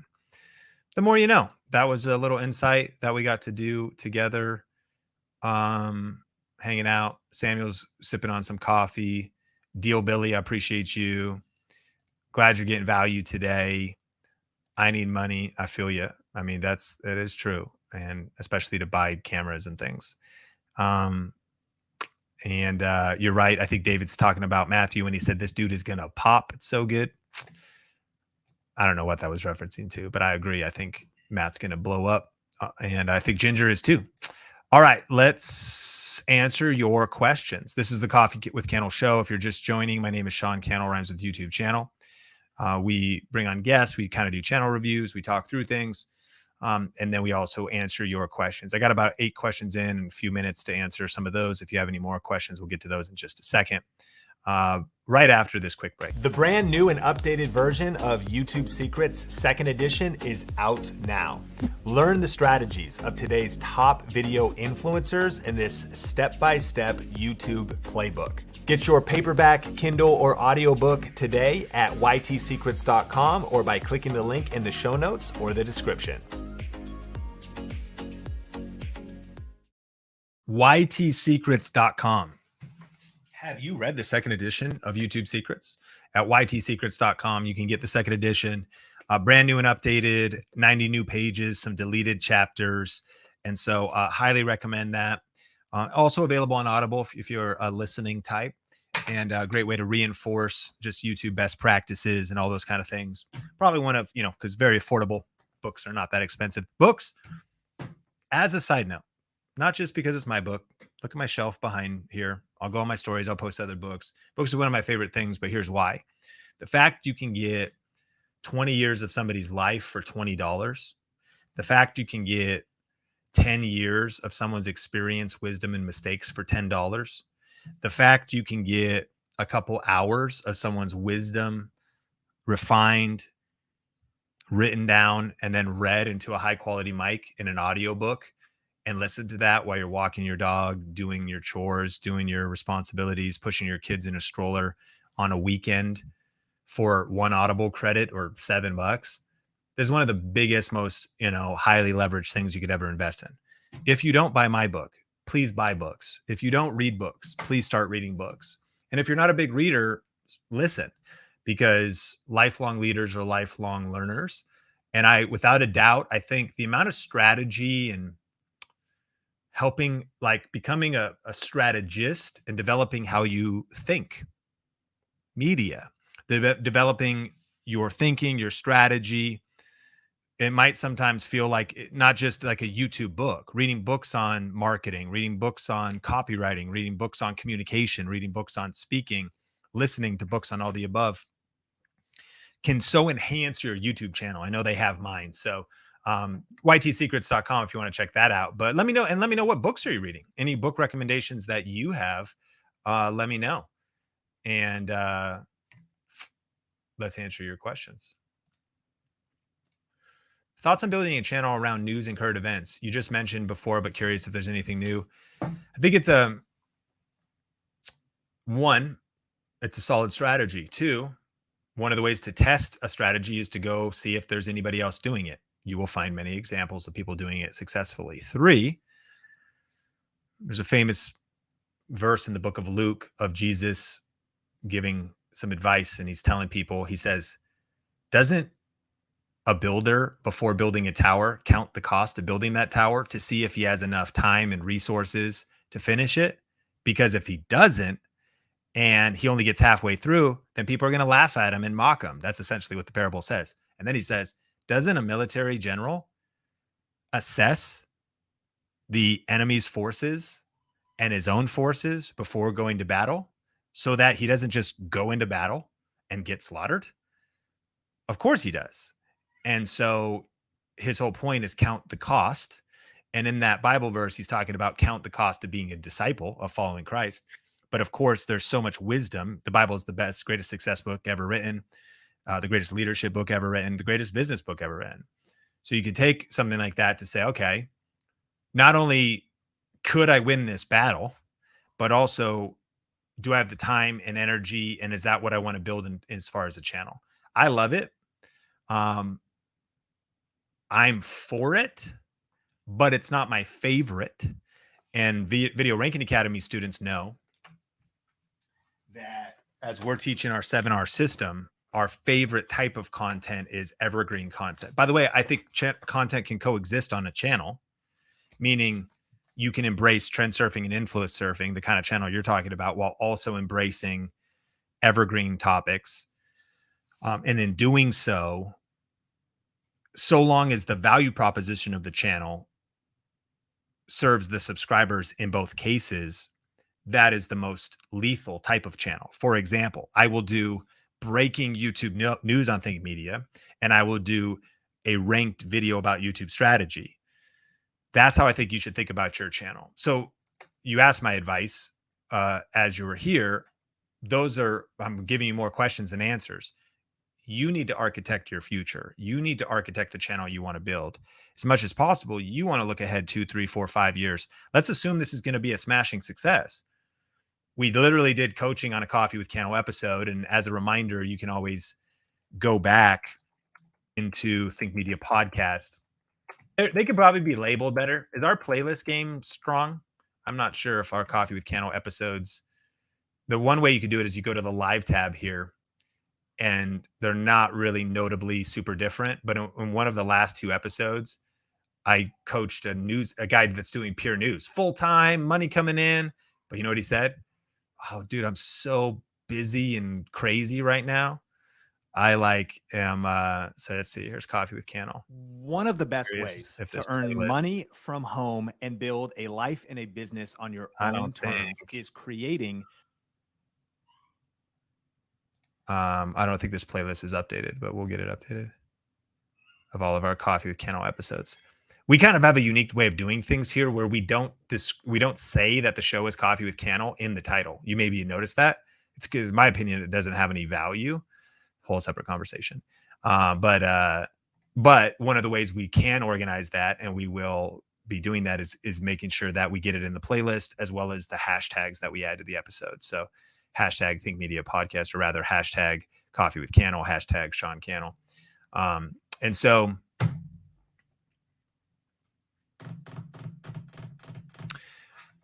a student of ours has a current events and news channel.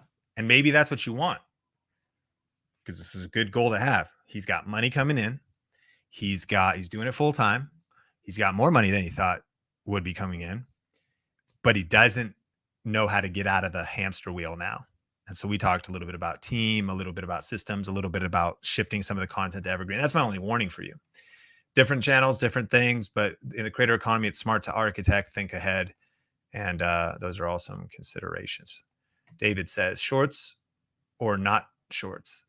I do both at the moment, even live streams. The business model would be to convert to courses. Microsoft Excel niche. Cheers. I mean, David, I got, 30 other questions for you. Are you by yourself? Do you have too much money? You're like, I don't even know where to put this money. I got cash under my mattress. I got, my banker is like, we can't even hold it all. And I'm joking, but I'm serious. What are your problems? Do you have enough time? Do you have too much time? Do you have too much money? No, not enough time, not enough money.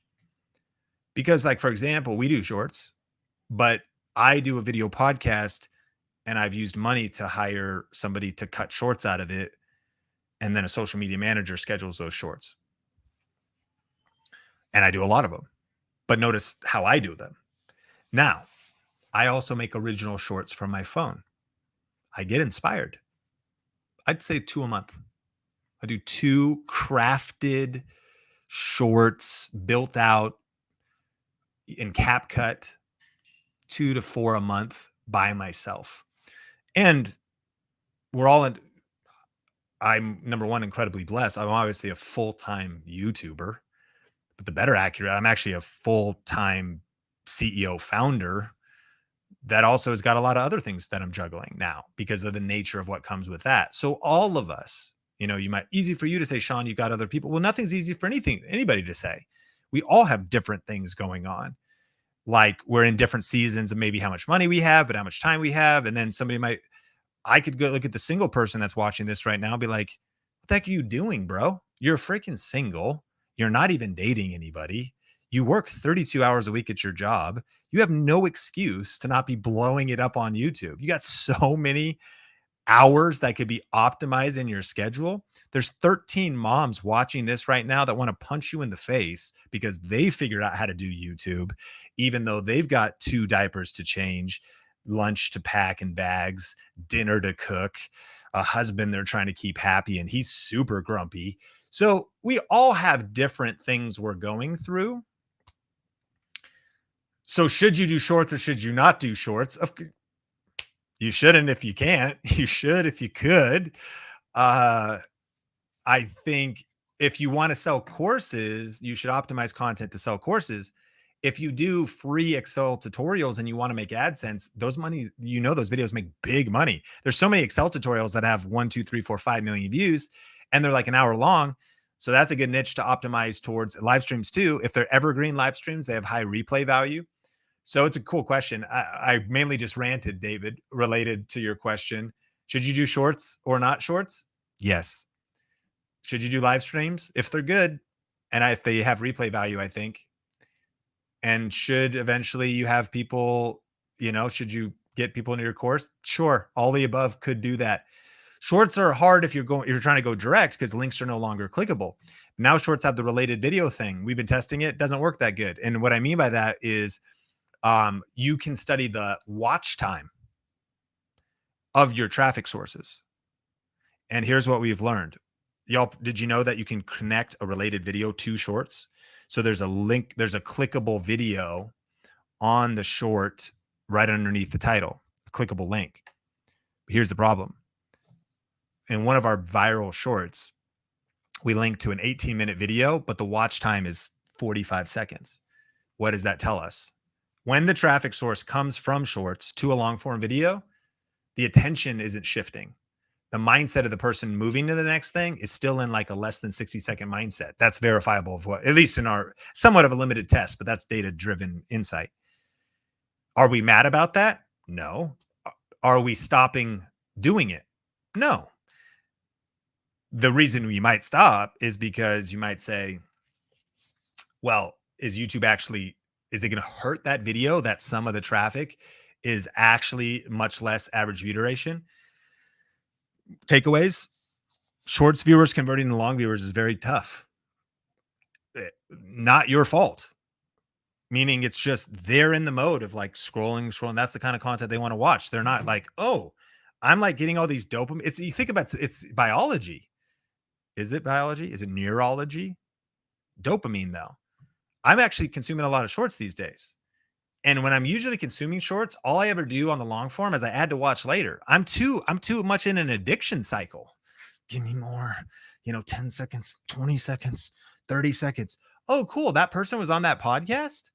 Add to watch later. Dopamine. I can't get out of that cycle. Maybe your willpower is better than mine. I'm just, my phone is taking control of my whole life and mind and everything.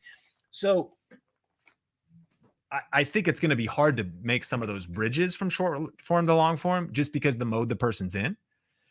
Mind you, one person that might help everybody watching this in your own content to just think about like the people you serve. I am adding videos to watch later. And then I am putting my phone down, getting my AirPods in, strapping up my son John and my son Sean in our double Thule stroller, heading out for a walk that I do basically every morning and every night after dinner, walking around the neighborhood for 30 minutes and going to my watch later playlist and listening to a video podcast because I don't walk down the street and just the shorts. It's two different environments. Interesting rant that we're in there. Detour. We're taking lots of side quests. Smash like and I don't even know if we're getting value here, but I didn't know. David, I had no idea. It's too funny. But David, I'll tell you what you don't have is any excuses, because if you're in a season, and David, I don't know if you replied with like how much time you have, because also if you got a 50-hour a week job, it's a whole different situation than if you're already doing this full time. And we'll keep it moving. I appreciate you, David. Thanks so much for the question. Coffee with Cannell. We have like 8 more questions. We'll go through a couple more here, and we're going to get to those really soon. I just want to sip a little bit more water, and so I'll be right back in 1 second. Are you ready to start or grow your YouTube channel? Do you feel stuck and need help connecting the dots? Join this free web class where you'll learn the step-by-step playbook for YouTube success. We've helped thousands of purpose-driven entrepreneurs just like you grow their influence with video. Register today for this exclusive training at thinkmasterclass.com. Welcome back to the Coffee with Cannell show. My name is Sean. Cannell rhymes with YouTube channel, and I am answering your questions all about YouTube. All right. I already answered this one. What about email lists? LESCTA on videos. You know what's a big trend right now is newsletters. I don't know if you've seen it yet, but people are building their newsletters with YouTube videos. It's a great idea. By the way, what I just did was also that is building my email list, because thinkmasterclass.com is an opt-in. So it is the free gift is a deep dive hour-long training. And it's also just maybe a matter of what you promote. Because by the way, when you sign up for thinkmasterclass.com, you get instant access to an on-demand hour-long YouTube training. But a side benefit that we don't even really promote is we have a really great newsletter, and you're kind of just, you instantly get that. We have a weekly newsletter. You know, it's hard enough to keep up with the podcast we put out, the main channel stuff, the other stuff we have going on. So it's one of people's favorite things is being signed up for our newsletter, just because even checking into the YouTube app, sometimes trying to protect your focus, you don't want to get sucked into a dopamine cycle, of short form content, the newsletter right into your inbox. And so you can sign up for something like thinkmasterclass.com, and there's a link to that in the description. So there you go. I just gave a call to action to our email list. And I do think that is smart if it's part of kind of your business or how you serve people, Bruno, and all of the above. George, if there are 2 or 3 different seasons of the same niche, do you think it's better to have several YouTube channels or having all one with the sessions inside? Sessions. Well, I'm going to keep it moving just because I don't maybe know exactly. Okay, here we go. In my case, it's about pigeons, and there are homing pigeons, other kinds of pigeons, and I'm talking about them several channels. If it's all pigeons, to me, I feel like only like you would know if like people who want homing pigeon content hate people that like other kinds of pigeons, and they're like, I subscribe for homing pigeon content, but now he's covering other stuff. I am out of here. I am canceling him because I don't understand the niche. So if that's true, then maybe it's multiple channels. But in the case of you thinking there's different niches of pigeons, I think we might be on a different page as far as what a niche is. A niche, of course, I think pigeons is a niche within a niche within a niche, because you could have like, birds, or you could have animals. So think about like Animal Planet. People like Animal Planet, and they watch shows on Apple TV and these different places and Discovery of all kinds of animals. It's a good niche, but it's not even a specific animal. Now on the channel, there might be like the turtles episode, and like people then can decide if they want to watch that or not. So if your entire YouTube channel is about pigeons, sometimes I think you can niche too far. And then birds. And then what is the promise though? Is it like how to raise them, how to feed them, how to whatever? Is it entertainment? Is it education? I think there's definitely some assessment. And then let me give macro advice, because you then ask, should I have 2 to 3? Should I have several YouTube channels?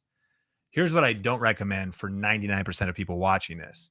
You should not have several YouTube channels. One of the biggest mistakes you can make in the creator economy is to have several YouTube channels. Why, Sean? Because if you try and chase 2 to 3 rabbits, you'll end up catching none of them. Especially true with pigeons. If you try and chase 5 pigeons at once, you'll catch none of them. It's hard enough to catch one pigeon, almost impossible. Dang birds can fly. You know what I mean? Plus they're dirty. Why do you want to catch them? Okay, forgive me. So while many people ask this question, Sean, I'm doing this and I'm doing this and I'm doing this. Should those be on 3 channels? My answer oftentimes is, well, by the sounds of it, those things are so different. Yes. But you're asking the wrong question, in my opinion. The better question is what one thing, what one YouTube channel, what one business should I focus on right now that has the highest likelihood of helping me reach my ultimate personal, financial, and career goals. So even though I might have helped you clarify, oh yeah, those are 3 different niches, so you should divide up the content into 3 different buckets, we're at the wrong place in the conversation. Unless, of course, your goal is not to, unless you don't have any career goals, financial goals, and your goal is to just create content and organize it well. If your goal is to create content and organize it well, then you really want to put this over here and put this over here and put this over here. I'm trying to help you step back and say, where is it you want this to go? What's the brand? What's the vision? What's the mission? What's the mission? What's the business? And which vehicle, AKA which one YouTube channel has the highest likelihood of getting you there? Then it'd be your discipline to not do the other channels, but to focus, follow one course until successful. It's worth writing down. Focus, FOCUS, follow one course until successful. The acronym is to get hyper-focused and avoid doing multiple channels, regardless if that's the best way to segment the content. I'm asking all of us, how could you actually do less, not more?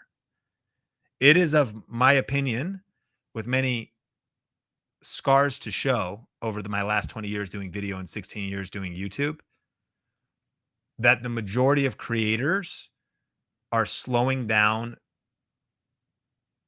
their arrival time at their destination because of too much busyness, too much distraction, and too much wasted time. You're going to get there faster by doing less. It's a hard less to get clear on, but you got to get clear on your goals, clear on the best videos, clear on your strategy, clear on your niche, clear on your marketing, clear on the whole thing, clear on the market, clear on market research, clear on the niche, clear on everything to come up with the best strategy for moving forward. That's my advice. Thanks so much for the question, George. Brother Sean, blessings. What kind of wireless microphone should I get? DJI or Rode? Both are really good. We debated this today at Think Media. You can't go wrong with either of them. Michael, not too far yet on my YouTube channel, but looking to improve affiliate links for finance credit card channel. Other than books or wallets, what would be good to refer viewers to? So Michael, it doesn't matter if you're not too far on the YouTube channel and you're not getting the views. My argument is your biggest problem is the views, not more affiliate strategies. So if you're already approved for credit card affiliates, it's such a lucrative opportunity. Dave Ramsey doesn't like you, but it's a lucrative opportunity. And books on personal finance, amazing. I don't know what you mean by wallets, like Ridge wallets or like digital wallets, also great.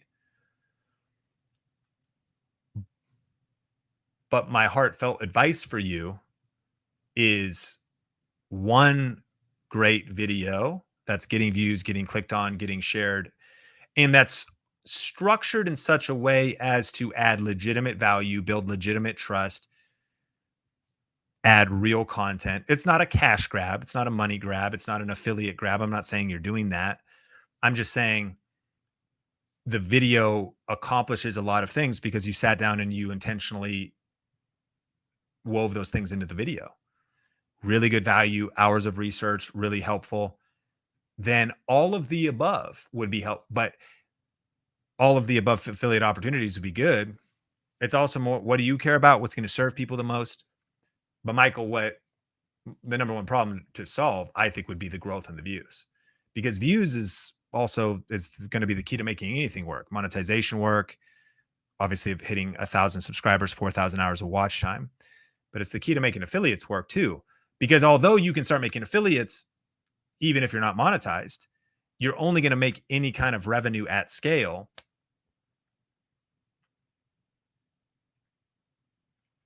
by getting enough views. And I have one disclaimer for that, except The one disclaimer, like we had a student in Video Ranking Academy in our private Facebook group, Trevor. He posted his vidIQ badge. You know, your badge tells you when you reach 10,000 subscribers, when you reach, 25,000 subscribers, you get a little badge and people share it on social. People share them in our groups all the time. Trevor shared his, and the milestone, it's your milestone badge.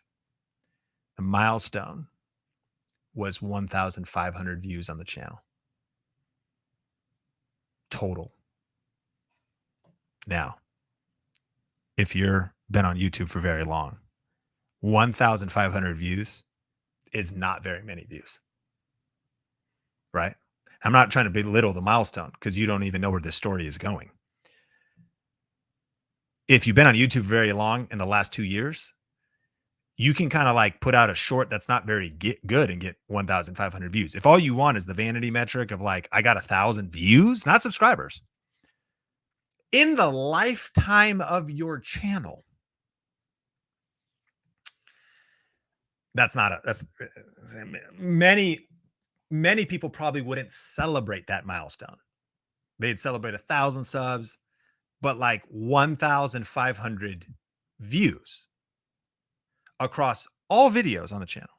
So Trevor does this post, puts up the milestone. Here's what the caption says though. Hey, super excited because I've done $2,000 so far in affiliate commissions from my videos. I'm only halfway through the VRA training, but I'm pretty happy with the results so far. So now let's add this up. Trevor, across all of his videos, had only gotten 1,500 views. Ginger earlier on her yarn channel was getting, I think, 100,000 views a month or something like that, right?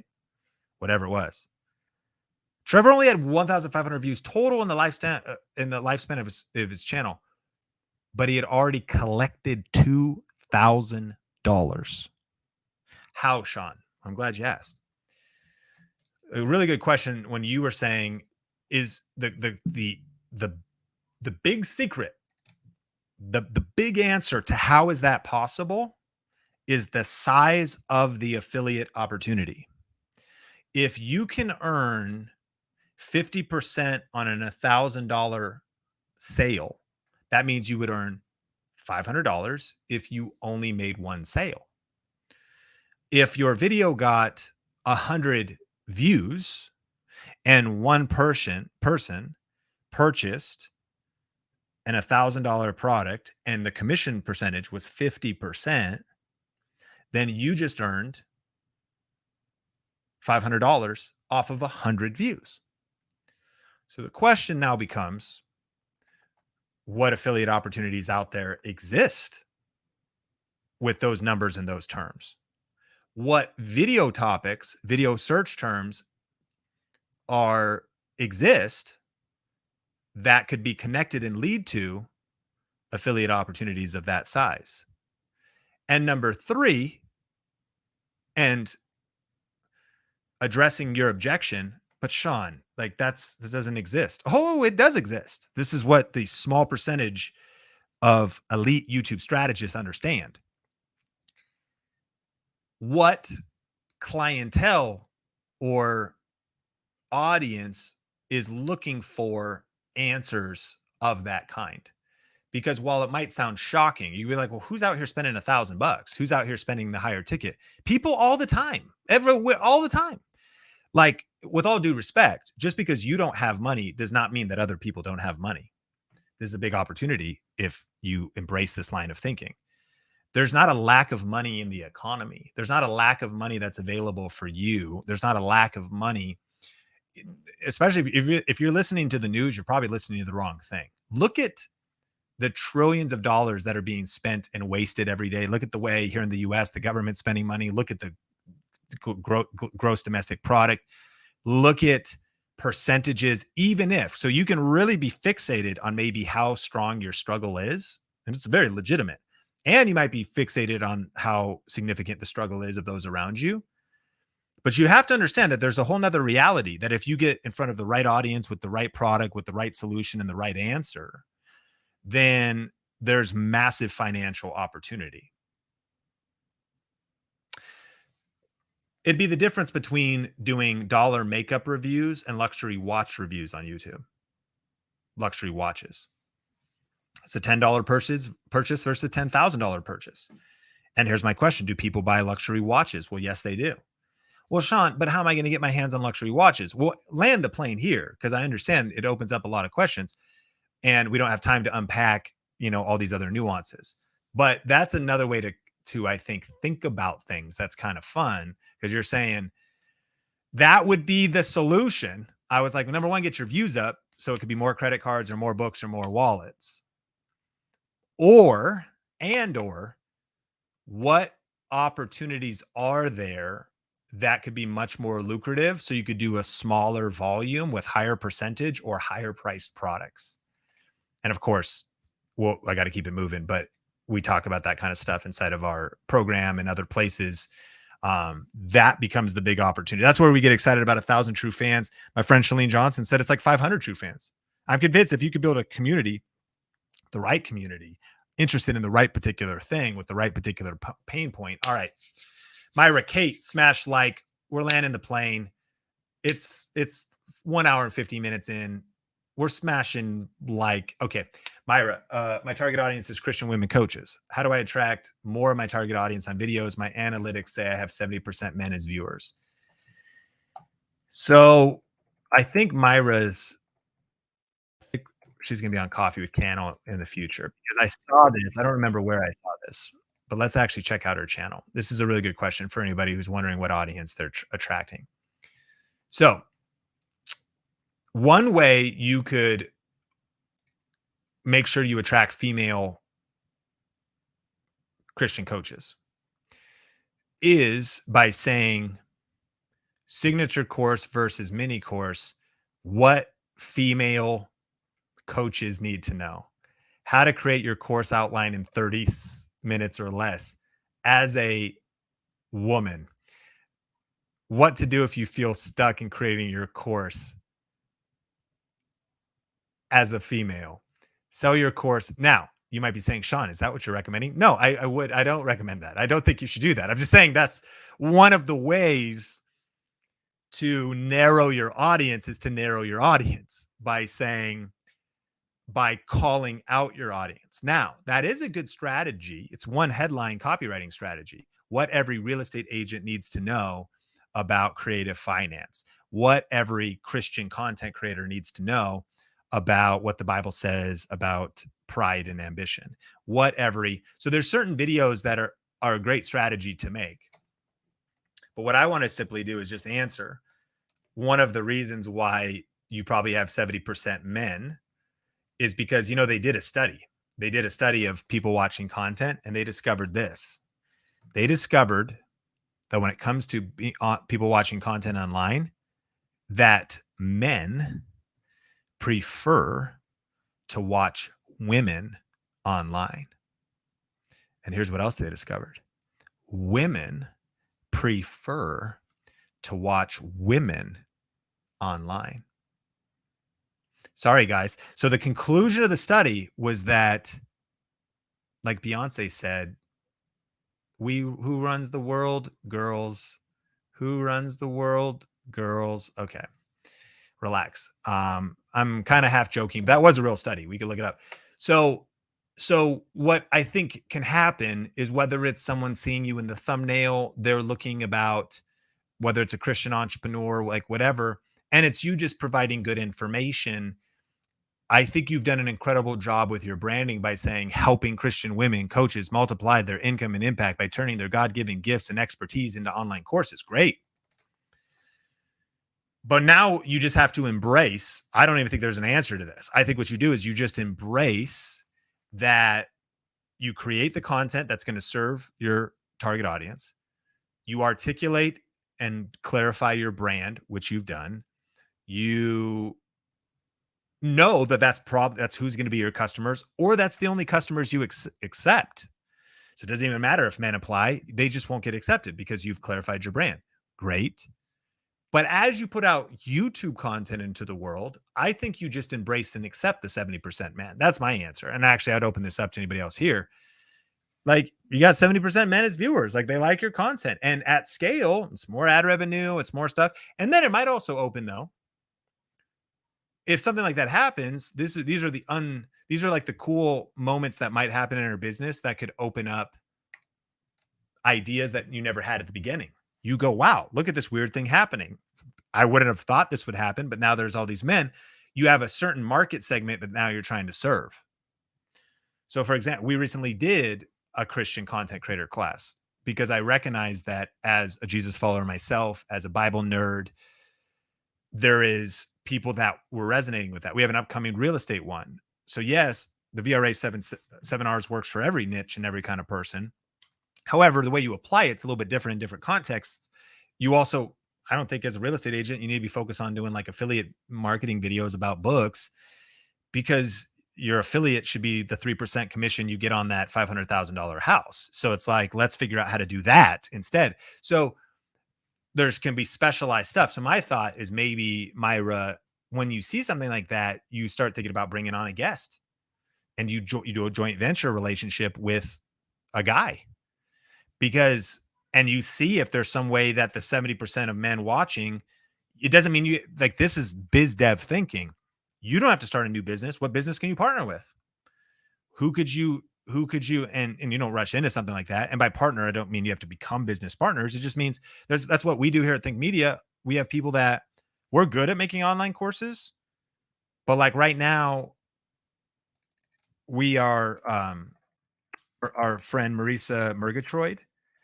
If y'all haven't seen the podcast and you want to start an online course, like, or package what you know into an online course, like, she is a legend. This episode, the new way to create online courses, and the new way is creating experience products. We're learning from Marisa right now. She has a free guide too on the most profitable niches, bestcoursetopics.com. So we don't currently, I have a YouTube course. So you can join Video Ranking Academy and learn all things YouTube, rank videos on YouTube, suggested on YouTube. Let's do YouTube. I don't have a course about how to make an online course. Marisa does. So that's why we will send you to, we're an affiliate for her. We'll like let you know about what she's doing. You know how much energy and how difficult it is to create, to do one thing well. That's why I put my heart and soul, and our team puts our heart and soul into Video Ranking Academy and VRA Elite.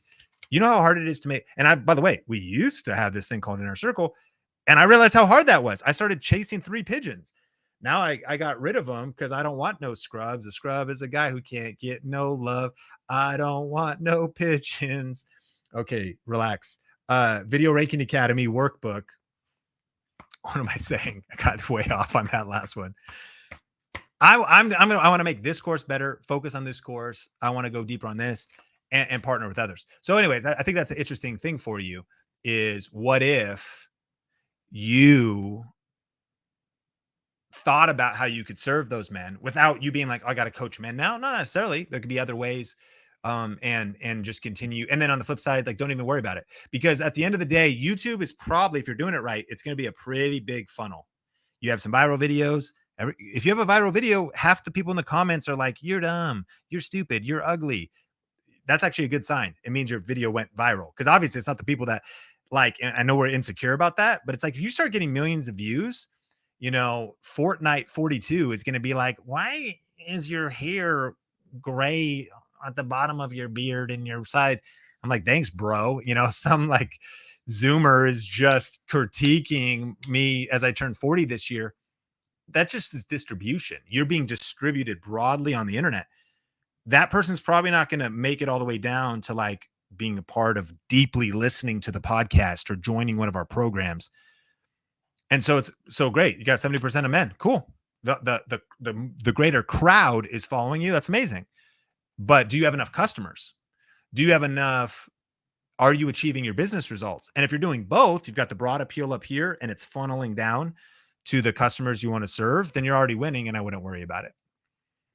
What is Nolan's basketball channel? Basketball club. Any let's see. I get so much millennial hate on my channel. I feel it. I love it. Hey, thick skin and a soft heart. Appreciate you. The hater comments were out here. Yeah, bestcoursetopics.com.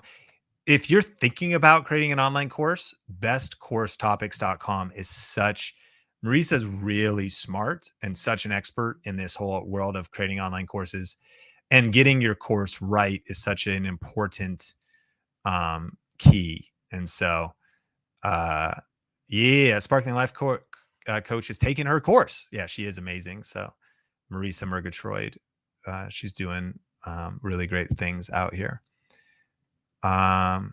Okay. You know what, friends? We've covered a lot.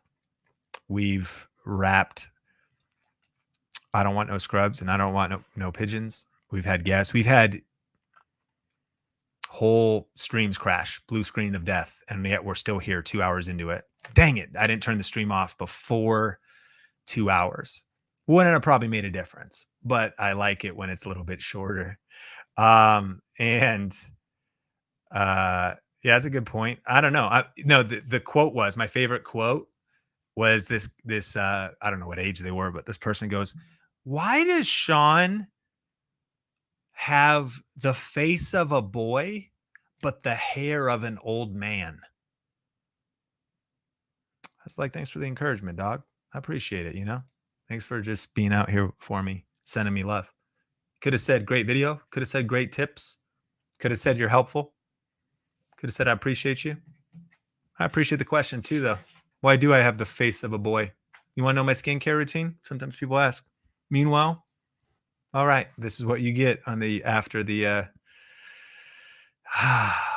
Nick, appreciate you. That's cold. It was pretty cold. I think it was innocent too. I think there was like a legitimate, like, I confused this individual. They were just like, why is Sean so young and so old at the same time? That's a the rudest way to say you have nice skin. I appreciate it.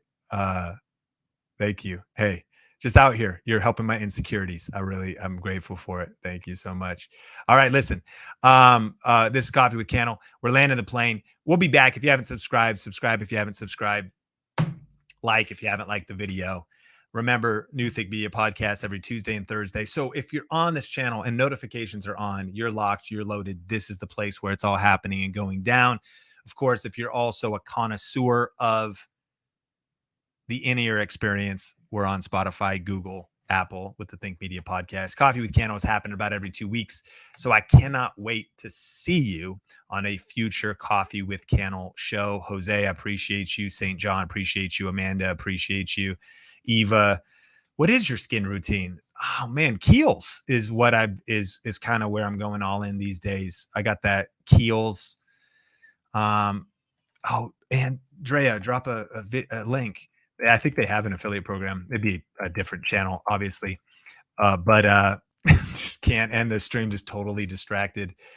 I'm curious if they have an affiliate program. Let's scroll to the bottom here. Our philosophy exclusive, Nautis collection. Okay. Kiehl's affiliate. I'm not trying to promote them here, but I'm just curious. Yeah. Kiehl's UK, 8% commission. Do they have it in the US? Okay.